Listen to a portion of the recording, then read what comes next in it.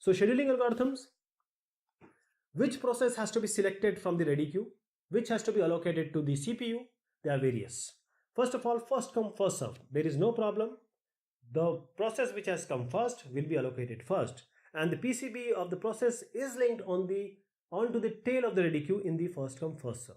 So whenever the CPU is free, it gets the process at the queue's head. Means here is the process, this is the head. So whenever CPU is free, it will get this. This is done, it will get this. This is done, it will get this. So it will be a sequential form, and the average waiting time, as you see here, is not minimum, because there will be a convoy effect.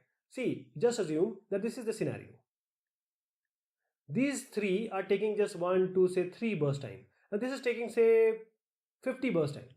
So the convoy is there. Whenever you are, whenever there is an army convoy going on, or a convoy of some big minister, then all the other people all the residents have to wait. All the bikers, or the people who are on the roads have to wait. Even if this guy only wants to cross the road, he has to wait for all the time till the convoy passes. This is the convoy effect. When process wait for a big one to get off, this one to get off. So this is we can have a preemptive version, but we'll see the non-preemptive, because the process keeps the CPU until it releases it. This is not at all advisable for time sharing system, because at that time you want every process to get some equal amount of time, but this is not possible here. So we'll take an example. These are the processes P1, P2, P3. It requires 24 unit time to complete. This required 3 and this required 3. Because P1 has come, it will be allotted first.